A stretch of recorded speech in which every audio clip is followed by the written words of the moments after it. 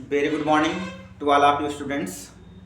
जैसा कि हम लोग सेल साइकिल और सेल डिवीजन चैप्टर को पढ़ते आ रहे हैं, जो एक छोटा सा लगभग 20 या 22 मिनट का लेक्चर स्टार्ट हुआ था सेल साइकिल और सेल डिवीजन को लेकर के, तो वहाँ पर हम लोग जो सेल डिवीजन को डिफाइन कर लिए क्या होता है, सेल साइकिल का छोटा सा एक माइटोसिस के रूप को हमने थोड़ा सा उसका क्लासिफिकेशन भी किया वहाँ पर, और आपको बहुत सारी काफ़ी ऐसी बातें बताई हैं जो इंटरफेस को लेकर के चर्चा हुई, कौन कितने टाइम तक चल सकता है, ये सारी बातें हुई थी। तो लेक्चर 1 आपको जरूर देखना चाहिए, सारी बातें वो स्पष्ट समझ आ जाएगी। तो आज उसी के बाद हम लोग जैसे आज की जो टॉपिक है यानी कि सेल साइकिल का जो इंटरफेज और यम फेज है, उसमें आज बारी है इंटरफेज की, अंतरावस्था की बारी है कि जैसे जिस तरह से एक किसी के विवाह हो, शादी हो, तो शादी से पहले प्रिपरेशन होती है, वैसे ही इंटरफेज एक ऐसी अवस्था है जहां पर सेल डिवाइड होने से पहले पूरी तैयारी करती है कि हम डिवाइड होंगे या नहीं होंगे, इसके बारे में पूर्णतया चर्चा। तो आइए देखते हैं इंटरफेज यानी अंतरावस्था। अंतरावस्था यानी इसमें क्या होता है, इसमें जो सेल होती है वो पूर्ण रूप से डिवाइड होने के लिए पूरी तैयारी करती है, अर्थात इसमें आवश्यक एंजाइम, प्रोटीन्स, न्यूक्लियोटाइड्स, डीएनए का रेप्लिकेशन, सेल ऑर्गन, इन सब का फॉर्मेशन होता है।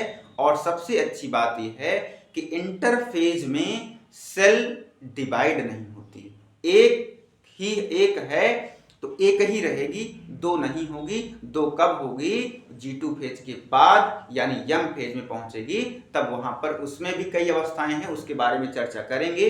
उससे पहले आपको सीधे लिए चलते हैं इंटरफेज यानी अंतरावस्था। तो ये जो अंतरावस्था है, इसकी अंतरावस्था को आपने नाम दिया था कि ये जो है इसको रेस्टिंग फेज कहते हैं, रेस्टिंग फेज। और रेस्टिंग फेज क्यों कहा गया? क्योंकि यहां पर कोशिका डिवाइड नहीं होती है, डिवाइड होने के लिए पूरी तैयारी करती है। यानी कि रेस्ट का मतलब कोई काम ऐसा नहीं, कोई काम नहीं करती, मेटाबॉलिकली वेरी एक्टिव, मतलब बहुत ज्यादा उपापचय रूप से बहुत ज्यादा एक्टिवेट होती हैं ये। तो इनकी तीन उप अवस्थाएं हैं। पहला है जीवन फेज, जीवन फेज जिसे आप कहते हो गैप 1 या ग्रोथ 1 फेज। दूसरा है आपके पास यस फेज जिसका नाम है सिंथेसिस फेज, ठीक है, यह निर्माण प्रवस्था यानी कि इसमें कुछ न कुछ संश्लेषण होता है। तीसरा है G2 फेज, ठीक है। अब आज हमें यह समझना है कि इस इंटरफेज के जीवन फेज में क्या होता है, यस फेज में क्या होता है, इसका क्या मतलब है, G2 फेज का क्या मतलब होता है। तो आइए देखते हैं जीवन फेज में क्या होता है। इस प्रवस्था में डीएनए रेप्लिकेट के लिए, मतलब ये जो प्रवस्था है जीवन फेज, इसमें डीएनए रेप्लिकेशन के लिए, डीएनए रेप्लिकेशन के लिए आवश्यक न्यूक्लियोटाइड, न्यूक्लियोटाइड अर्थात जब न्यूक्लियोटाइड बन जाएगा तभी तो डीएनए रेप्लिकेट करेगा, क्योंकि डीएनए का जो इकाई है, डीएनए की इकाई, उसको हम यही तो बोलते हैं न्यूक्लियोटाइड ही तो है, जिसमें शुगर, फास्फेट और नाइट्रोजन बेस मिले होते हैं। बात बिल्कुल समझ आ रही होगी, ठीक है। तो ये चीजें न्यूक्लियोटाइड, आरएनए का फॉर्मेशन होगा, प्रोटीन का फॉर्मेशन होगा, आदि का निर्माण होता है किसमें? जीवन फेज में। बिल्कुल एनसीईआरटी लाइन है, आप इसको बिल्कुल नोट कर लेंगे, नीट वाले बच्चे या क्लास 11 के बच्चे बिल्कुल इसको ध्यान से देखें और पढ़ें, और वीडियो को अपने दोस्तों में शेयर करते रहें जिससे उनको सारी बातें छोटा छोटा पॉइंट समझ में आता रहे।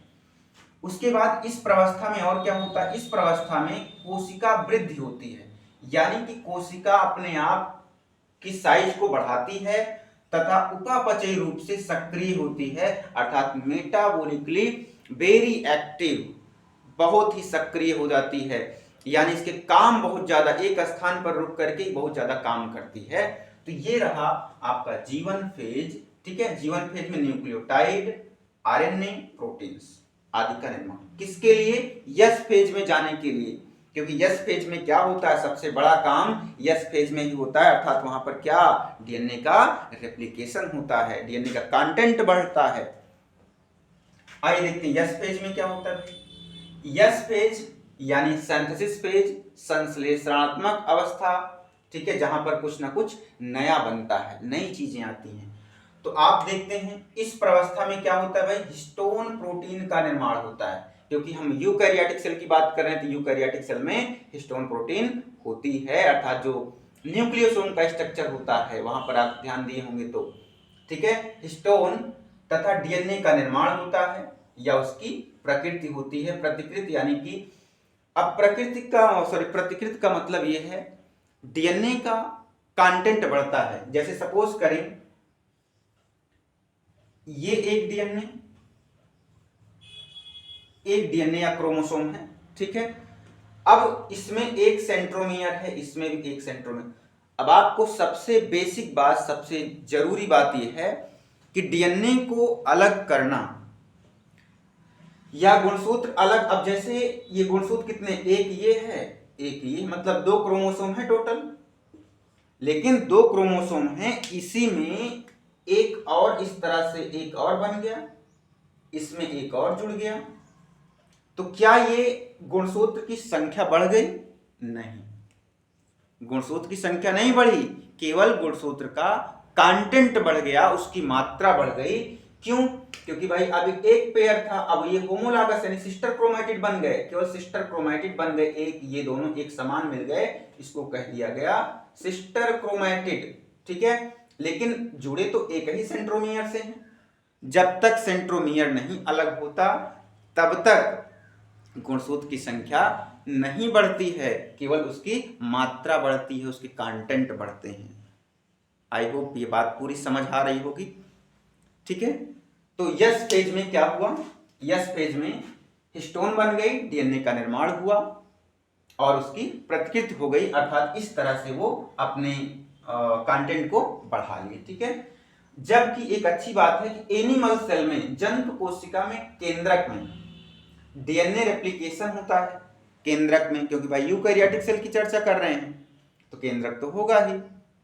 अगर केंद्रक है न्यूक्लियस, तो न्यूक्लियस में क्या होगा, डीएनए का रेप्लिकेशन होगा, एक डीएनए से 2 डीएनए होगा, अर्थात उसका कंटेंट बढ़ेगा, ठीक है। लेकिन तुरंत बाद तारक केंद्र का कोशिका द्रव्य में प्रकृति प्रारंभ हो जाता है। जैसे डीएनए का रेप्लिकेशन होता है उसी के बाद तुरंत सेंट्रोसोम जो है, सेंट्रोसोम उसका द्विगुणन जो है वो साइटोप्लाज्म में होने लगता है।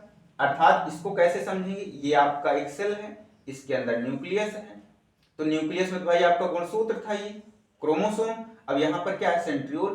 तो पहले ये अपना कंटेंट बढ़ा लेगा, उसके बाद भाई ये अपना, ये भी 1 से 2 होने का प्रयास शुरू कर देगा, क्योंकि यहाँ पर क्या है, साइटोप्लाज्म, कोशिका द्रव्य ये है, इसे क्या बोलते हैं, न्यूक्लियोप्लाज्म। न्यूक्लियस के अंदर का जो द्रव न्यूक्लियोप्लाज्म, टोटली मिलाकर के प्रोटोप्लाज्म, जीव द्रव्य।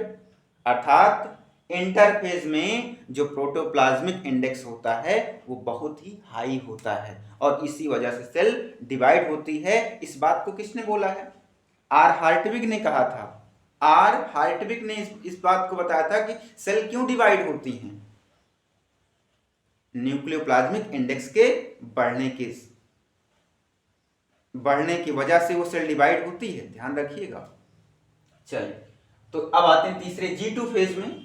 अब G2 फेज में क्या होता है, यस फेज में इतना काम हो गया, ठीक है, हिस्टोन बन गई, डीएनए का रेप्लिकेशन हो गया और तारक केंद्र आपका डिवाइड हो गया, ठीक है, कोशिका द्रव्य में। उसके बाद G2 फेज, जिसको बोलते हैं ग्रोथ 2, या इसको कह सकते हैं गैप 2 फेज, ठीक है ना, गैप 2 अंतराल, क्योंकि भाई किसके अंतराल, ये यस और यम के बीच, क्योंकि इसके बाद यम आएगा, यम फेज, तो यस और यम के बीच कौन आएगा, G2 फेज। और G1 और G2 के बीच में कौन आएगा, यस फेज आएगा। मतलब ऐसे कह सकते हैं ये इसके बीच की अवस्था को प्रदर्शित करता है, ये इसके बीच की अवस्था को प्रदर्शित करता है। तो G2 फेज में क्या हुआ, यम फेज यानी कि जो आपकी डिवीजन अवस्था है, मल्टीप्लिकेशन फेज, यम फेज में जाने के लिए आवश्यक एंजाइम प्रोटीन का निर्माण तथा सबसे इंपॉर्टेंट ध्यान रख तथा सेल ऑर्गन कोशिकांग का भी डुप्लीकेशन हो जाता है। तो सेल ऑर्गन का डुप्लीकेशन कहां होता है? G2 फेज में, ये ध्यान रखना है। जैसे माइटोकॉन्ड्रिया 1 से 2, रेटिकुलम 1 से 2, गाल्जी बॉडी, क्लोरोप्लास्ट, मतलब 1 से 2 जितने भी सेल ऑर्गन हैं वो सब रेप्लिकेशन से पहले मतलब माइटोसिस होने से पहले 2 गुने हो जाते हैं, क्योंकि भाई 2 होना, आधा इसको मिल जाए आधा इसको मिल जाए। ठीक है, तो ये कोशिकांग का निर्माण G2 फेज में, हिस्टोन प्रोटीन का निर्माण किस में होगा? S फेज में, और न्यूक्लियोटाइड आरएनए और प्रोटीन का निर्माण किस में होगा? G1 फेज में। अब ये देखना है कि ये कितना समय लेता है टोटल। इंटरफेज टोटली कितना समय लेता है भाई? टोटल 23 घंटा लेता है। तो 23 घंटे में जो G1 फेज है उसको हम कहते हैं ये 10 से 12 घंटा लेता है, और जो यस फेज है, नॉर्मल यस फेज, तो यस फेज जो है आपका, हम कहेंगे कि ये जो है 6 से 8 घंटे लेता है यस फेज। और सबसे कम समय कौन लेता है भाई? G2 फेज जो है ये सबसे कम समय लेता है, अर्थात कितना समय लेता है ये? 3 से 4 घंटे लेता है। आई होप ये पूरी बात आपको समझ आ रही होगी। यानी 12 8 20, 20 3 23, ऐसे नॉर्मली औसतन लगा लेंगे आप। ठीक है, 23 घंटे का। और 1 घंटा कौन लेता है? 1 घंटा कमेंट में जरूर करेंगे, 1 घंटा समय कौन लेगा। ठीक है, वीडियो पसंद आए तो लाइक